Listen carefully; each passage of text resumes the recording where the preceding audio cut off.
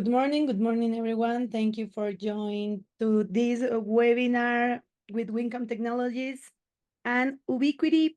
Today, we're going to talk about discover the advantage of the latest generation of Wi-Fi 7 networks with UniFi. So thank you so much for register and attend. We will start in a few minutes. Before of that, I want to introduce, maybe someone of you don't know about Wincom. We are a distributor master with warehouse in Miami, in Colombia, and Mexico. So you can feel free to reach out our team in our contact email, our social media. At the end, I will put all the contact information. And of course, you can have other questions related with Ubiquity during the webinar on the part of Q&A section here on the Zoom. So feel free to do it. So thank you so much to join on this webinar again. So we'll start with Jamie Higley. He is the Global Director Training from Ubiquity. So thank you so much, Jamie. And here is Miguel from Ubiquity too. So let's start. Let's talk about this advantage of the Wi-Fi 7 with UniFi and Ubiquity. Thank you, Jamie. Hey, thank you for the introduction. Thank you also to Wincom for getting this webinar set up. We're very excited to present to you the latest solutions for Wi-Fi 7 products at Ubiquity. Those are our U7 access points. I'd also like to mention that Miguel is also one of our key players on the Ubiquity team. He also helps me quite a bit on the training side and does tons of stuff on projects with the Latin America market, especially. So he's a great resource, and I'm really happy to have him here today. If you guys have any questions during the presentation, feel free to type those out. Miguel will be helping with those questions at the end. We'll have a couple of demos, maybe even spread throughout the presentation, but we'll also try to do some live Q&A at the end. So I'll get started with that. And first, just kind of introduce the evolution of Wi-Fi. OTA, over-the-air speeds, that's what we're measuring here. Max capacity versus throughput. So essentially, in the early pioneer days, legacy of Wi-Fi, you had kind of this inconsistent Wi-Fi experience. Sometimes you would go to like an airport, hop on the hotspot, and you were lucky to maybe push like 5-10 megabits per second. But with Wi-Fi 4, which was kind of the first real milestone with the Wi-Fi technology, we saw things like MIMO, multiple antenna usage, really become widespread. Channel bonding, all these really important features that are still really important today and have been built upon with each iteration. So Wi-Fi 4 is really when we started to see enterprises turn to Wi-Fi in large deployment scale. And UniFi kind of helped lead the way. We've always been a leader in Wi-Fi, as you guys know. In 2000, I believe 2010, 2011 was when we started to launch our first UniFi APs. And a lot of people came to Ubiquity at that time because of the ease of management with our first software application, the UniFi application. And back then, UniFi was really just a software application you installed on your PC, your server, your virtualized instance. And we have always allowed a lot of flexibility there. But in the early days, these access points were pretty basic. But what made UniFi and still makes us a leader is how great our software is. And we know that we're a really good wireless company. So one of the things that we've always prided ourselves on is providing you with like reasonably cost, but also very good performance hardware as well. So combining that hardware experience with the software is key.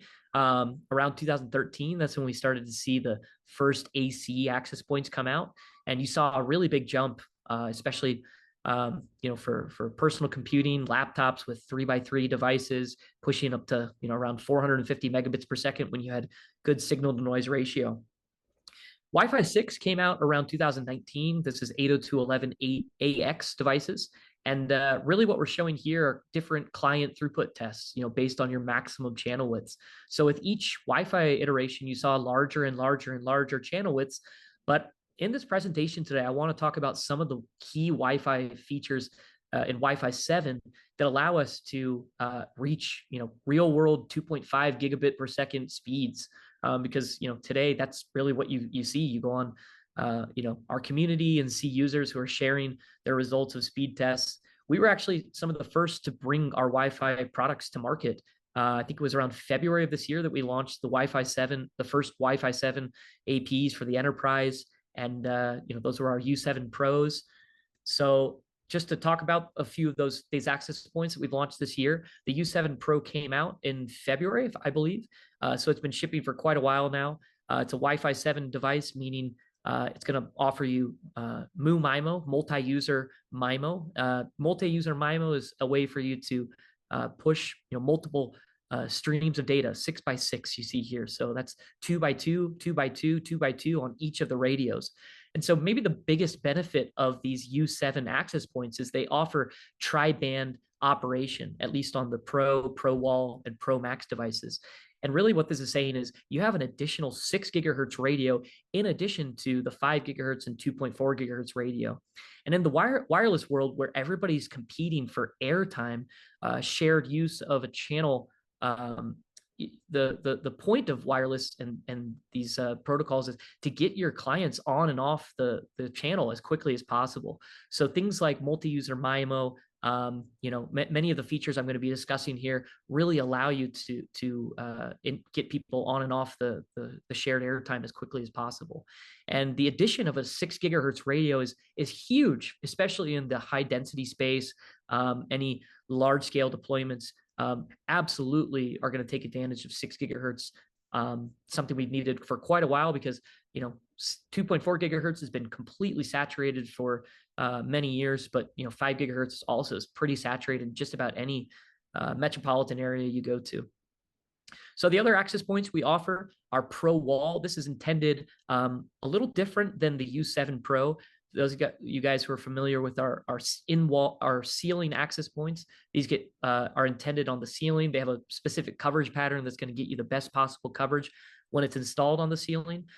Whereas these wall APs are actually intended based on their coverage pattern that the antennas produce is really intended for the walls. So this Pro Wall device is a little bit different from our in-wall devices that you see on the U6 and the 802.11ac line of UniFi APs. This does not have the switch ports on there, so stay tuned. We may have something for you guys soon in that space that provides switching built into the AP. But yeah, what this is really intended for good coverage, but installed on the wall. And at our last conference last week, we were at the Smart Home conference for like professional audio video guys, and they love this product. It's a great product, especially for residences where you need to have some kind of low profile access point that's discreetly installed. We have tons of different mounting accessories for our access points that make it very easy to kind of hide this in the wall. We also have some painted covers that you can really camouflage this into any commercial or residential space. Our U7 Pro Max is our flagship model. This is going to get you the best possible performance today on our U7 access points. Again, this has the additional 6 gigahertz radio that you saw with the Pro and Pro Wall. But another feature that this has is dedicated spectral radio. And that dedicated spectral radio is super important in allowing you to see in the background at any given time all of the noise across the entire spectrum of 2.4, 5, 6 gigahertz. And so you're always being able to select the best possible channels. And this is important because formally with other access points, you have to actually bring down the client radios in order to scan the background. So being able to do this in real time without any service disruption to your customers is super important. These U7 Pro Maxes are definitely our go-to for any enterprise that needs to have really good performance. You've got 4x4 MU-MIMO on the 5 gigahertz, 2x2 on the 6 gigahertz, and we advertise around up to 500 connected devices simultaneously. And our U7 outdoor, this is a special rate access point. It's a Wi-Fi 7 device, but with regulatory still being discussed about how 6 gigahertz will be used outdoor, this is providing Wi-Fi 7 on 2.4 and 5 gigahertz. So no 6 gigahertz radio on this device. But I would say that this is our most versatile access point as far as mounting options. It also has support for external antennas via RPSMA. This is going to give you crazy good coverage. We advertise up to 5,000 square feet of coverage. And I think anybody that's used the UK Ultra, our Swiss Army knife AP, is going to be very pleased with this device. It gives you the same versatility, but in a Wi-Fi 7 radio, and also with the same options for mounting.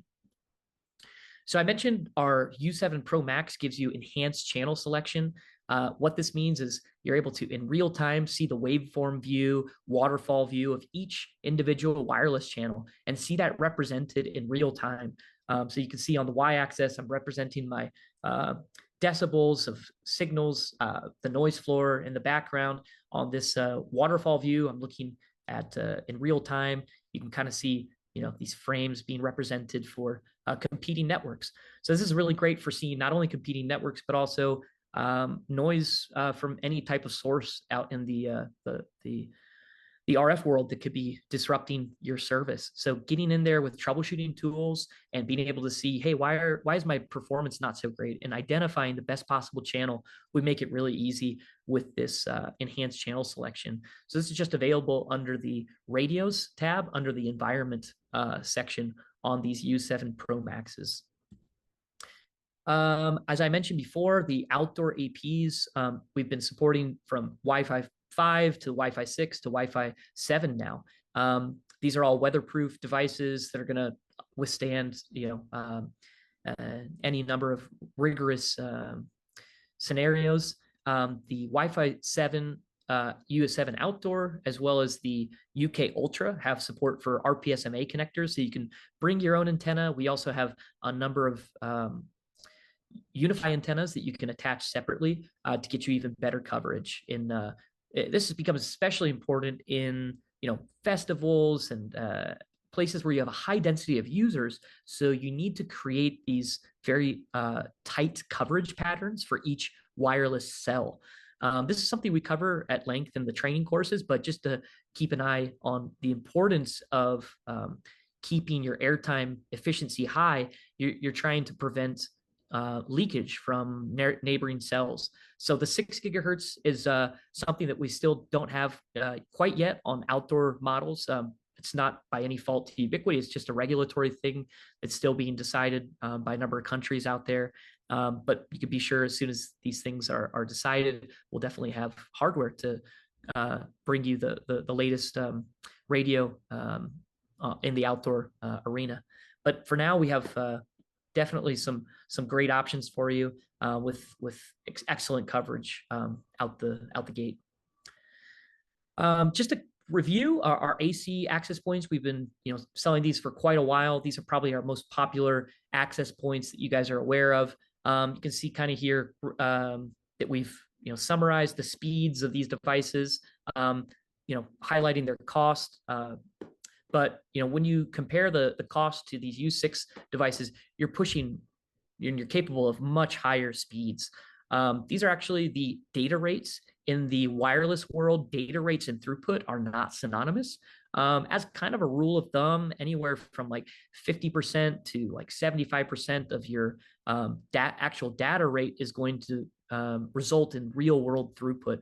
And that's just the nature of wireless. Doesn't matter what vendor or manufacturer you go with, you always have overhead in the wireless world. It's not quite like Ethernet, where basically your data rates are your throughput and vice versa.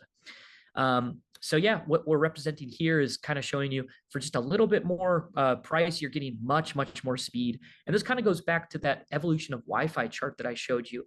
The reason why Wi-Fi 7 has so much potential in the world today is because we're truly reaching multi-gigabit performance. So when people say, I need fiber speeds, but I need it wirelessly, well, Wi-Fi 7 is a good investment that is in the same way that Wi-Fi 4 really revolutionized the world of Wi-Fi through features like MIMO and channel bonding that you didn't previously see. That Wi-Fi 7 has some amazing features, especially the introduction of 6 gigahertz. This is just a no-brainer.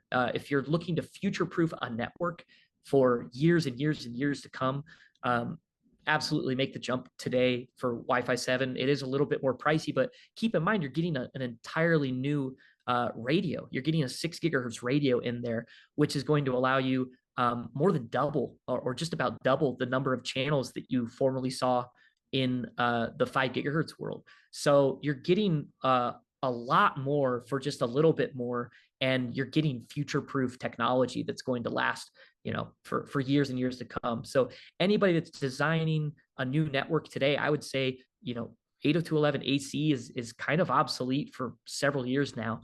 And it really should only kind of be considered for like niche cases. Wi-Fi 7 absolutely should be your first consideration for every deployment. And we'll definitely be working with our partners to make sure that they're stocked with these latest Wi-Fi models. So I've mentioned over and over the key features of Wi-Fi 7 that make it so attractive.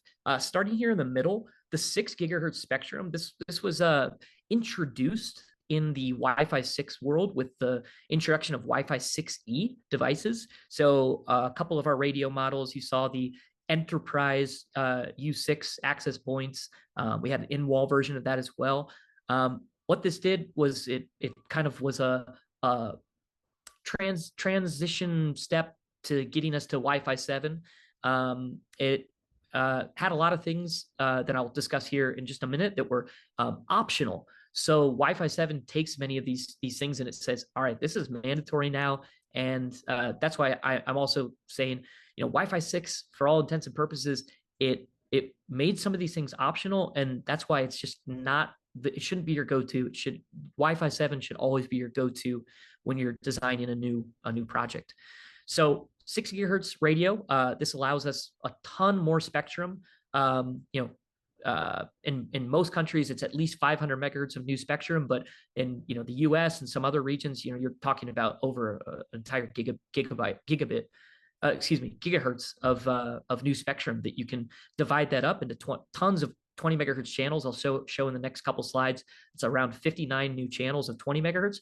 But anytime you think, wow, large spectrum, now I can combine these channels and push much, much more bandwidth. So up to 320 megahertz channels with Wi-Fi 7. So that's a huge performance increase. But now I want to talk about some of the other features. In addition to 6 gigahertz, that's definitely the most attractive reason to deploy Wi-Fi 7. You've also got multi-link operation. And there's a couple of iterations of multi-link operation. The way you can think of multi-link operation is kind of like link aggregation for wireless. So you're combining multiple ports in the wired world of Ethernet to push aggregately more and more data.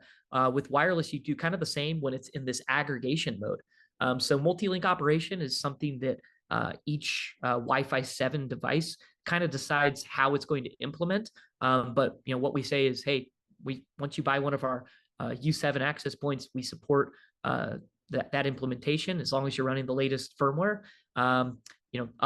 Other ways you can look at multi-link operation, like switching for maybe you start on the 2.4 gigahertz, but you move to 5 gigahertz seamlessly without any packet loss, or then you go to 6 gigahertz. There's different ways that multi-link operation gets used by different drivers, different client devices out there, but we support MLO today. OFDMA is one of those features I discussed earlier with the Wi-Fi 6 APs. U6 made this optional. And OFDMA, for those of you who are not aware, is a way for you to carve up the transmit channel. Say you're running a 20 megahertz channel And on the y-axis, you're representing the spectrum in these resource units, as they're called. And so these resource units can be allocated to different client devices so that when the access point is transmitting, you're actually more efficient in how you pass traffic. Let's say, for example, you're sending a broadcast message that doesn't use the entire 20 megahertz spectrum. Well, remember, airtime is shared and only one device can be using the channel at a time. So that can be very inefficient, especially with like smaller packets that don't need the full 20, 40, 80 megahertz channel. So with OFDMA, what we're saying is, look, each time you transmit, you're now using multiple resource units so you can pack in much more data, and it's much more efficient. So this was optional in Wi-Fi 6. It's now mandatory on Wi-Fi 7 devices. So as more and more users are migrating to Wi-Fi 7 devices, this is going to be really a boon to any new greenfield network. As I mentioned, resource units, multiple resource units became a reality in Wi-Fi 7 as well. So again, these features really allow devices to just get on and get off as quickly as possible. You're going to see huge performance increases in airtime efficiency as well. 4096 QAM, this is kind of the next generation of modulation, packing more and more and more bits per symbol inside this tight space as the radios listen very carefully in these less noisy environments. You can reach higher modulation rates. So anytime you hear MCS, just associate that with data rates and wireless speeds. So Wi-Fi 7 is taking to the next level. Wi-Fi 6 was capped at 1024 QAM, Wi-Fi 5, 256, Wi-Fi 4, 64 QAM. And Wi-Fi 7, of course, is backward compatible. So any devices that are only capable of certain rates, you're still going to have backward compatibility and see the best possible efficiency. The last one to mention here is preamble puncturing. And often what you see in previous Wi-Fi generations is some degree of interference would result in the wireless channel becoming effectively inoperable. You couldn't use it. You couldn't listen to it. You couldn't salvage any of the space that was being used, even if it was narrow in-band interference. So maybe you've got 10 megahertz or 5 megahertz of interference, and that's effectively resulting in like 60 megahertz of lost space. So channel efficiency becomes much more efficient because in the Wi-Fi 7 world, preamble puncturing basically allows you to extrapolate all the possible data from these transmit masks and effectively ignore interference from those narrow in-band signals. So just to compare, I keep talking about how 6 gigahertz is such a game changer, but when you put side by side, 2.4 only has 3 20 megahertz channels. It's really shouldn't even be considered for any of your projects. It's great for coverage because 2.4 versus 5 versus 6, you're going to get the best possible coverage, but you're going to have the lowest possible bandwidth. And that's a double-edged sword with 2.4. It means even though your signals travel farther, competing networks signals travel farther too. So you really get this like fishbowl effect in any metro area, especially in like high density deployments. You just can't really rely on 2.4 gigahertz for anything. Most of you guys should know that by now. There's only about 80 megahertz of space in there, so you can't really do more than channels 1, 6, and 11. With 5 gigahertz, we could kind of breathe for a few years. We got by limping with high density projects reusing up to 20 megahertz channels. But anytime you want to go beyond 20 megahertz channels, you're really limited in your reuse. You only saw about 12 channels of 40 megahertz channels in areas where that was supported. So now coming to the 6 gigahertz band, we're effectively in a much better place, not only because you have all these new channels, but there's basically nothing operating in that band right now that's going to result in high noise in especially indoor spaces. So yeah, up to 59 channels of 20 megahertz, and then you can do things like you've got 29 reuse channels when you're using 40 megahertz, up to 14 channels of 80 megahertz. And you can even push, 160 megahertz channels, 320 megahertz channels. It's a game changer. 6 gigahertz is the future of Wi-Fi. You're already seeing lots of devices now reaching the market with Wi-Fi 7. And for years and years and years to come, we're going to be relying on 6 gigahertz. And when you combine the multi-link operation capability, you're effectively able to say, okay, I'm going to take my 5 gigahertz radio on my client device and my 6 gigahertz radio and push as much data as possible. So it's a game changer. It's really it's unlicensed band. It's available now, and because nobody's operating on it, it's virtually noise free. So you're seeing pretty much the best possible signal noise ratio and highest possible data rates there. As far as country availability, most of the Latin America market can enjoy 6 gigahertz WLANs. In some places, they're still being discussed. It's under consideration. So anytime you're deploying a Wi-Fi 7 device, if you as long as you're using the correct country code, you're going to be operating legally in your region. So we always recommend that as well. If for any reason, the place that you're operating decides, okay, we're going to add some additional channels, then yeah, we push out a firmware update, and you're always able to take advantage of the legal channels that are available in your region.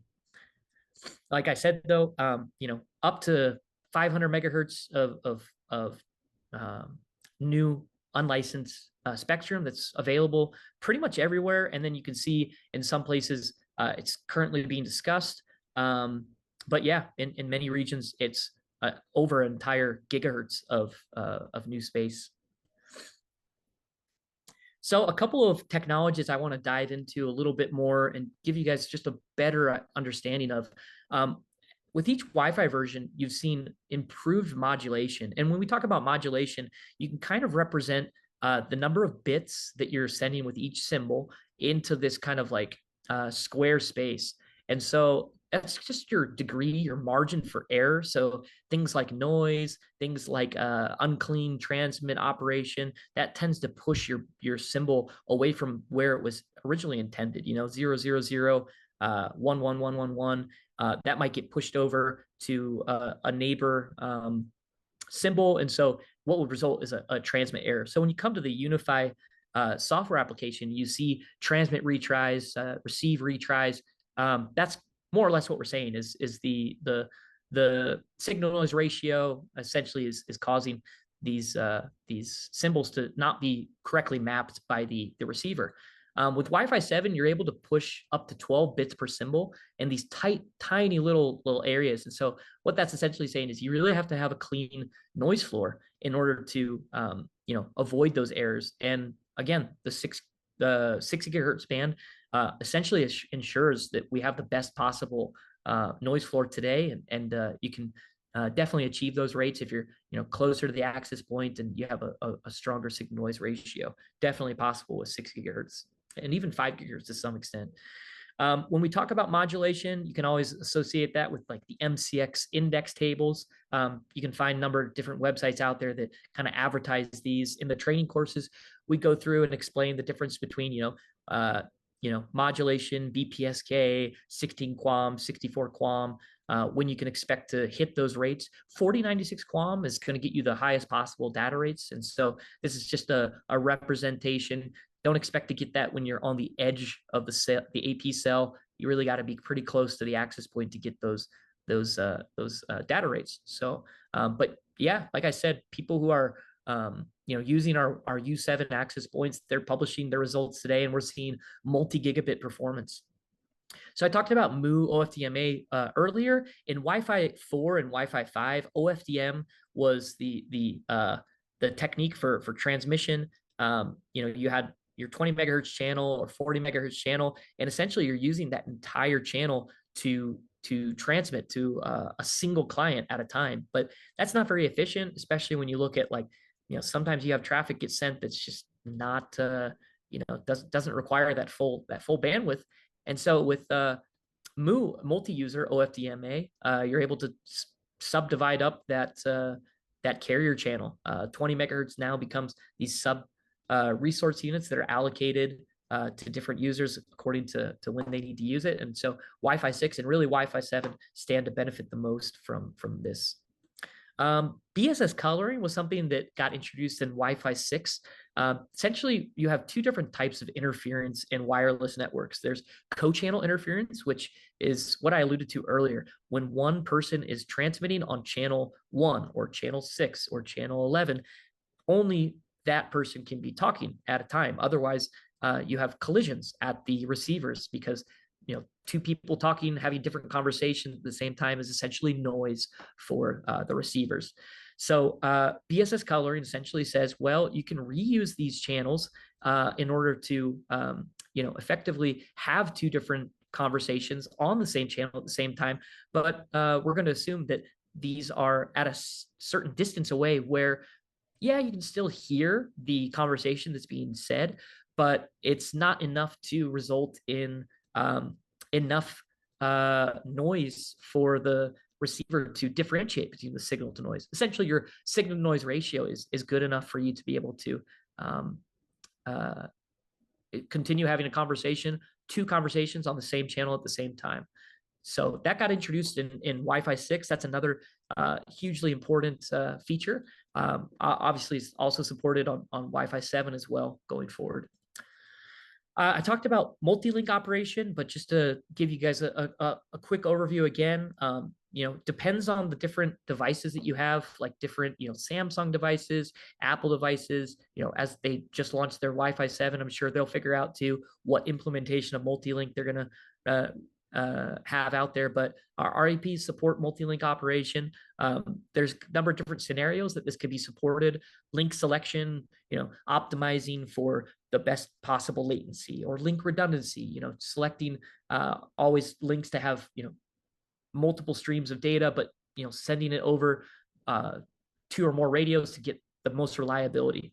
But thing we most care about is usually that link aggregation, getting the best possible speed.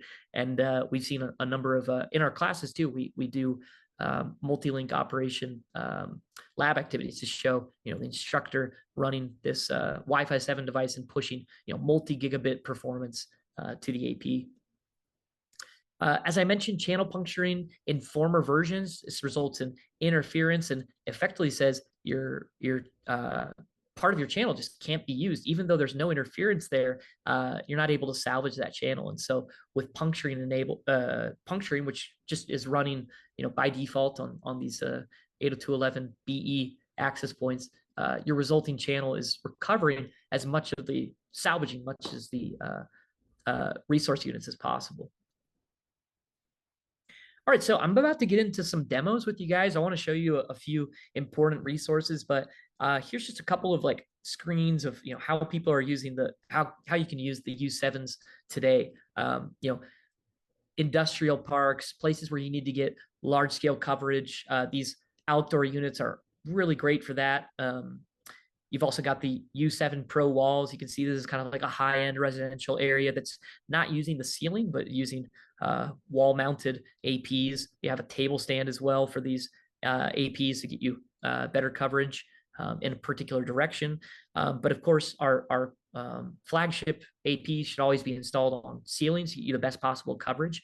And anytime you have a high density of users, definitely consider the Pro Max because, again, airtime is shared. Airtime efficiency really requires you to just get your clients on as quickly as possible with the best possible data rates so that they can get off and allow other clients to use the wireless channel. So we make some great mobile apps. The Wi-Fi Man mobile app is super important for anybody that's boots on the ground, doing site surveys, walking from AP to AP in order to kind of estimate your coverage patterns and your coverage areas. So a number of reasons that you would want to use the Wi-Fi Man mobile app is also just to run speed tests. In any service level agreements or SLAs, you're kind of required to give a minimum coverage or a minimum possible speed or an average speed throughout the service area. So Wi-Fi Man's great for that. Anytime you see, signals that are lower than they should be, you can adjust where your APs are installed. I'll get into this in the next slide, but analyzing those AP coverage patterns can also help you, align your APs a little bit better because, just because it's an omnidirectional antenna does not necessarily mean that at one side of the AP you're going to see the exact same signal as the other. In fact, I'll jump to that right now after this Wi-Fi Man desktop app. So we make great devices for great apps for the mobile device, but also for your desktop laptops. It also has a native function for teleport. This is a great VPN feature, and VPNs can be a little sensitive to latency, jitter, and so if you ever want to, you should definitely be running the applications that your users and customers are going to be using day in and day out just to test those applications. So voice over IP, video streaming, all of that stuff, but also VPNs. You need to be able to ensure that all of your customers' portfolio of applications are running effectively. So Wi-Fi Man Desktop, Wi-Fi Man, those are some of our top rated apps. You can download those from the Play Store as well as the App Store for iOS devices as well. As I mentioned earlier, the U7 Pro Max has dedicated radios for doing spectrum analysis in real time all the time. So you're not having to bring down your client networks in order to scan. But all of our access points support spectrum analysis with these built-in UniFi tools. The RF environment and under the Insights tab is going to give you insight into what percentage of the channel is how often is this channel in use. And anytime you see a really saturated channel, it's just really good indication that you should be operating on a different channel. For those of you who don't want to manage these functions, another big UniFi tool is the Next AI function, something we were showing at our UniFi World conferences earlier this year. It's the ability to basically every morning at like 3 a.m. by default, when your customers are anticipated to not be on the network, and obviously you can override this, specify what time you want this to run. Your APs are going to quickly scan the background, figure out what's the best possible channel. So day in, day out, you're getting the best possible performance and maximizing your channel reuse patterns. So that's being handled all by the UniFi software itself. So that's one of the important features in our growing lineup of AI tools, and you can definitely expect that to be a more important feature going forward, especially as we add other AI systems and tools to the UniFi software.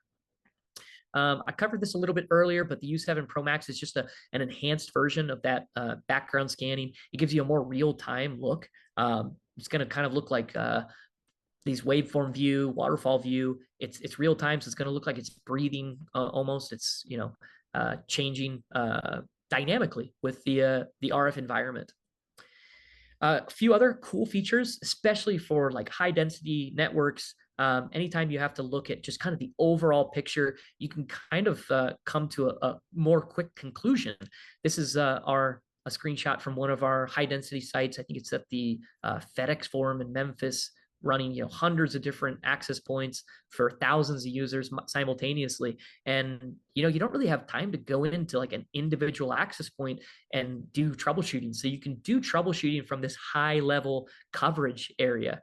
And this allows you to kind of just hover over and see, okay, which of my access points are on average having the poorest possible signal. I've got 58 users connected to this access point. It's our UWB XG, but the average signal is minus 79 dBm. That's not so great. So maybe what we need to do is we need to come here and add another access point to increase the density at that site. And again, with these 5 gigahertz capable APs, you can break it up into different channels, around 25 different channels.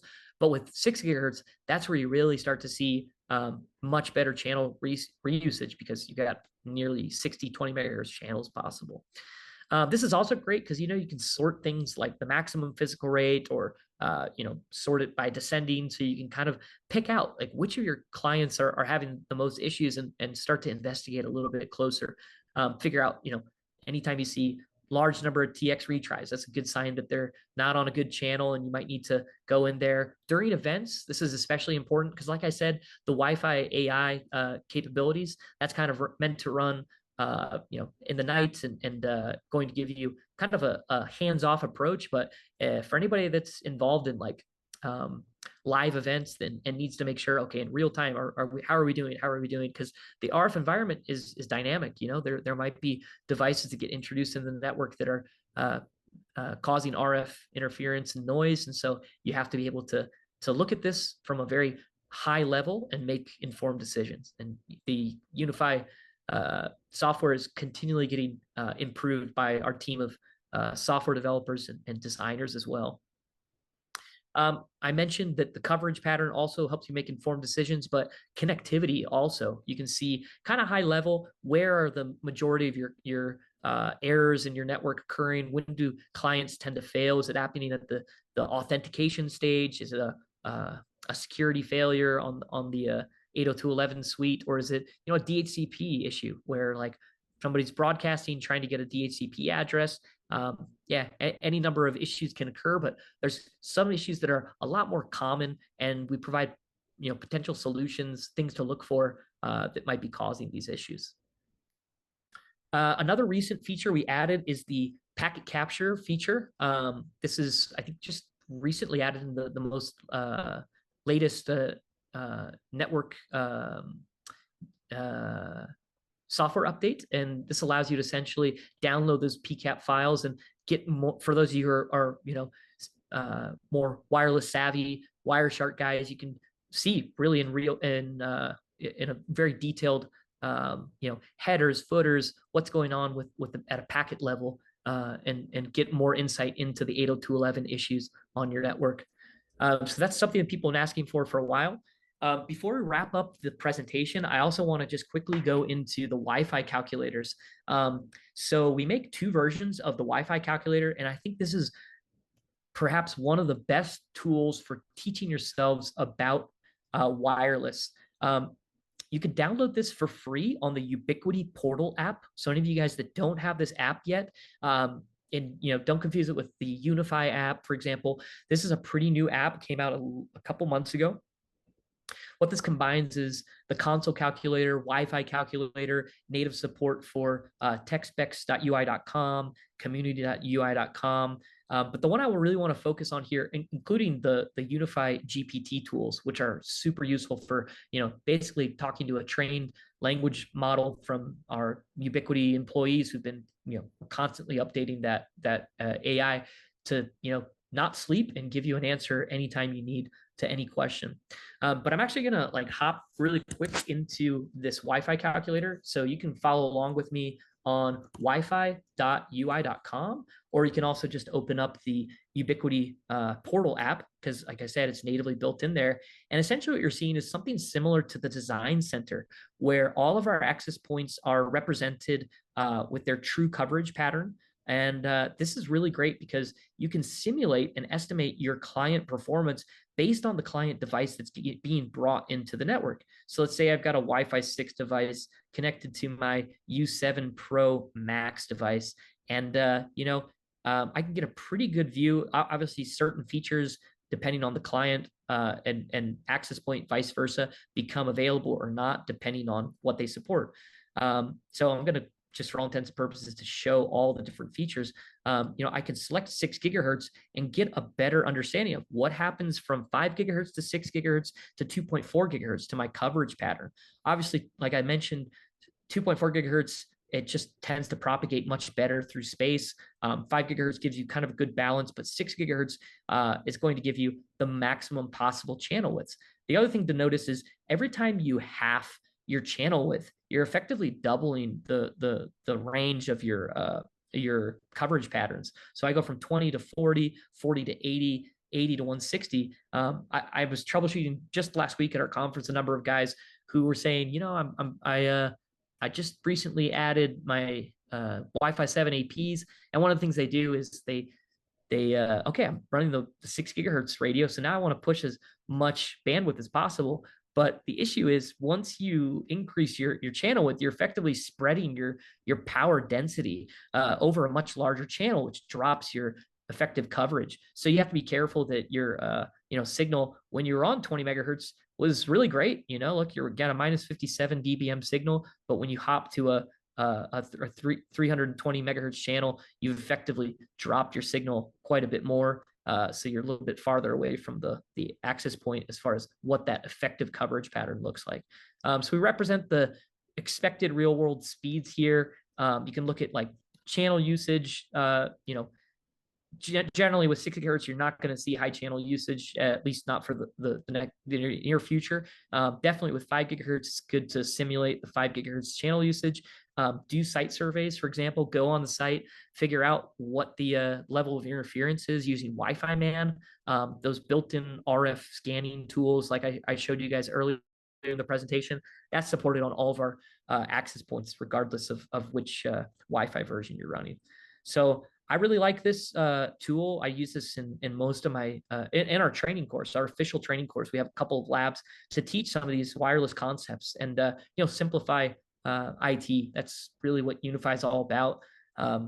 Making the software a super intuitive experience, but still powerful, giving you the leverage and ability to deploy these high performing networks. So I'll really quickly come back to the presentation. I think I've just got a couple more slides to show you here. 1 second.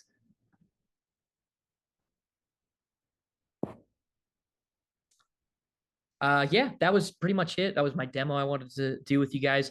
Looks like we have just under 15 minutes to kind of dip into the Q&A. And yeah, I want to thank you guys for participating in the slide show today. And obviously, if you guys have any questions about our training courses, training@ui.com, that's where you can get in touch with us. But yeah, there's a number of important resources I also want to make you guys aware of really quick. Maybe I can find those in a similar presentation nearby. Just a list of bookmarks that are available to pretty much anybody that's using Ubiquiti products today. And maybe we can do is distribute that to you guys after the call today, so you have a copy of the bookmarks and most important sites. So looks like we had a couple of questions that were asked during the call, so I'll hop really quick to those and look at it.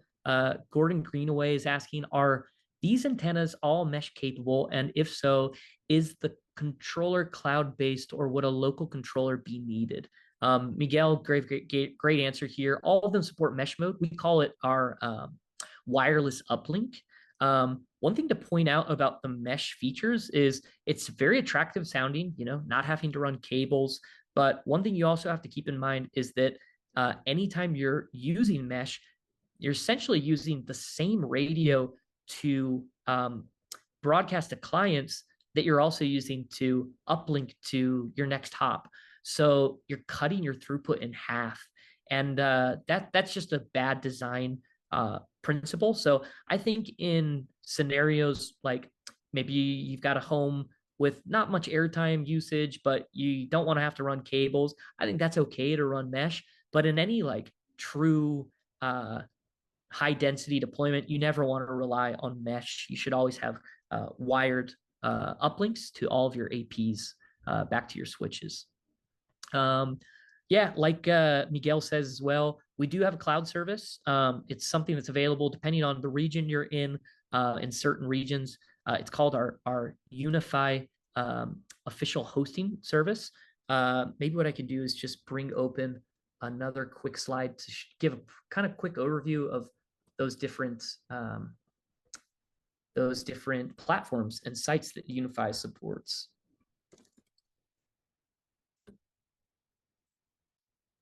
Hey Jamie, we have another question in question and answer area. So okay, so there's another question answer area. Got it. Let me open that up in just a second. I'll come back to that. Looks like Kirk Lyle Hall wants to know, what is the upgrade path of Wi-Fi 7 for your backhaul tech? So kind of the ISP space. Maybe the quick answer there is that we are looking into kind of a multi-link operation approach to air fiber. So, combining 5 gigahertz and 6 gigahertz onto your backhaul radios to push, much greater throughput.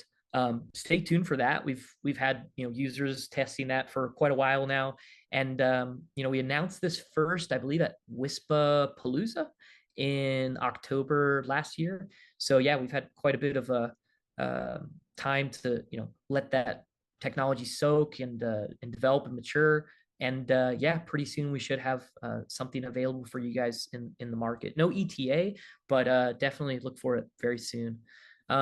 So coming back to the available ways to manage your UniFi sites, we don't really use the term controller anymore because the application that manages your access points is really much more than just a quote controller. What we tend to refer to is these console devices. A UniFi console is any hardware that has the application to manage your Ubiquiti devices, your APs, your switches, your cameras, your door readers, your hubs, your displays for digital signage. UniFi is so much more than just a platform for managing your Wi-Fi APs. That's what it was, maybe 12 years ago. And over time, it's really matured. In 2019, that's when we really turned the table and launched our cloud gateway devices. So this is an all-in-one product. I think anybody that's deploying UniFi today should definitely consider this number one going forward. It takes out all the pain of setting up a UniFi server on your own, getting the ports set up, making sure that firewalls are working. This is a dedicated appliance that also combines firewalls, advanced routing and security features. So things like policy-based routing, OSPF, site magic for like VPNs, tunneling. And then that's just talking about like the network side. There's a ton of features you can get up and running very quickly. Additionally, it supports the full suite, or we call it the full stack of UniFi applications. So you can manage your APs, your cameras, your readers, your hubs for doors, entry, exit access, gates, at parking lots, multi-dwelling units for residences. You've got visitors that come on site, and being able to integrate this with other applications like our executive phones, somebody inside the residence or somebody at the office or receptionist sees somebody's trying to buzz in on the intercom, and they can immediately let them into that door. These digital signage devices, there's just a ton of things that UniFi is capable of doing. And so once you have one of these cloud gateways, which is a very reasonably priced product, it allows you to do so much more than just manage your hotspots, your Wi-Fi networks. Another thing to mention here is the identity software. For any of you guys that are working with businesses or offices or enterprises where you've got workers who need access to different parts of the network, UniFi Identity makes it really easy and very secure to give permissions out to users. So taking a look at really quickly here on the left-hand side, you've got the Identity app, which runs on endpoint devices, your computers, your laptops, your mobile devices. And maybe somebody's working from home for the day, so the IT manager has given them permission here, and it's very easy to onboard employees. Now they have permission to one-click hop onto the VPN. Now they can access all the resources. Maybe tomorrow they're going into the office and they need access to, it's a warehouse worker. They need access to just the warehouse doors. They need to get on the Wi-Fi. They don't know what the SSID or the passkey is. No problem. Identity creates these secure radius accounts that live on the gateway itself. It's all of your data is locally stored. There's no cloud sharing of your UniFi user credentials. Everything is secure, including your video recordings too. It's basically an all-in-one secure product. None of your recordings are getting stored on any cloud devices. So this is definitely a game-changing device, the cloud gateways. And you can see, compared to the people who are maybe running just a Wi-Fi 7 deployment on server application running on your PC or your Windows device or your virtual instance, you have so many more features when you use one of these cloud gateway devices. And the ability to integrate with that identity software I showed you is really a game changer in these enterprise spaces. Any organization that needs to find an easy way to give one-click access to doors, one-click access to the Wi-Fi, access to cameras, even soft phones. We have support for being able to use your voice over IP phone from your phone And yeah, the sky is really the limit with those devices. The cloud gateways come available in many different models. Basically, there's a model for every type of site, whether it's a high density site that has, a multi-thousand users and hundreds or thousands of devices you need to manage. That's the EFG device. That's a brand new device that we launched probably around a month and a half, 2 months ago, with very important features like high availability, our shadow mode approach to virtual router redundancy protocol. And then, of course, the products maybe most of you are familiar with. Since 2019, we've had these Dream Machine devices, which run all the applications, but also have advanced routing, switching features built in. The UDW, this mounts on the wall. It's got a 16-port switch built into it with PoE output. Also integrates Wi-Fi 6 APs. So these are some very powerful devices, and the ones that run the full stack of UniFi applications allow you to do so much more conveniently, all from a single pane. And again, zero licensing costs. That's one of the biggest reasons to choose UniFi. So just to kind of recap and maybe come back to the Q&A, all of your customer sites you can manage, whether they're UniFi consoles, hardware devices that are running the applications, or you're self-hosting the application on your PC server. That can all be done on the site manager, the cloud gateways for the full stack experience, and then UniFi identity. Those are all really important resources. So I'm going to come back to the Q&A. Let's see if we have any more questions here. It looks like somebody asked, understood that wireless meshing is less ideal, but do the antennas support seamless transfer of devices between APs? Yeah, so the thing to consider is that in the wireless world, you've got 802.11r, some roaming protocols out there that the UniFi devices support, and wireless meshing. It again is going to provide you this ability to basically reuse the same radio to downlink and talk to your clients that you're also using to uplink to your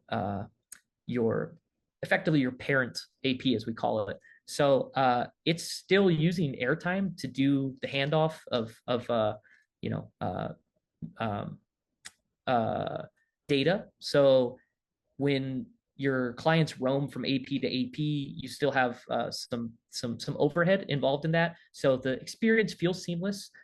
If anytime though that you have more interference, you're just a little bit more susceptible to it in the wireless meshing space.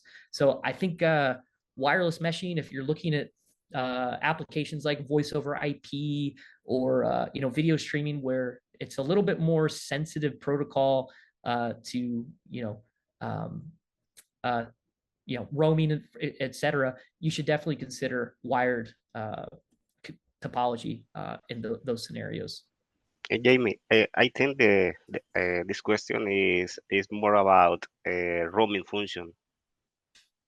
Yeah, that was my answer. Is like when you have roaming, it's still supported with wireless mesh devices, but it's just going to be a little bit more susceptible to some of the inefficiencies in like wireless channel usage, especially like interference. Because you're using half of the time, 50% of the time, it's dedicated to uplink and downlink. Obviously, the roam requires that the APs communicate with each other, so it's just a little bit more overhead. But it still supports wireless roaming. All right, I don't think we have any more questions. And it's right around 10 o'clock. I actually have to hop off for another meeting in a little bit, but I just want to thank the Wincom team for setting up this call. I think we probably have some more webinars focused on like routing, switching, cybersecurity, identity software, some more technical webinars too. And hopefully we can get a schedule put together so that we can announce that to you guys and you can get it on your agenda. I also want to thank Miguel for being here participating today. If you guys have any questions for Wincom, sales.cala at wincom.com. Also training at ui.com for any other questions for us as well. And thank you guys for participating in the webinar today. Thank you, Jamie. Thank you for this webinar and for joining us on these new products and all about Wi-Fi 7. Thank you for the customers and people that register. So we will see us on the next opportunity. Thank you, Jamie. Thank you, Miguel from Ubiquity. And yeah, remember, you can contact us on sales.cala@wincom.com or our website, wincom.com. So yeah, stay tuned. We are gonna have more webinars, like Jamie said. So thank you so much and have a good day. Thank you, everyone.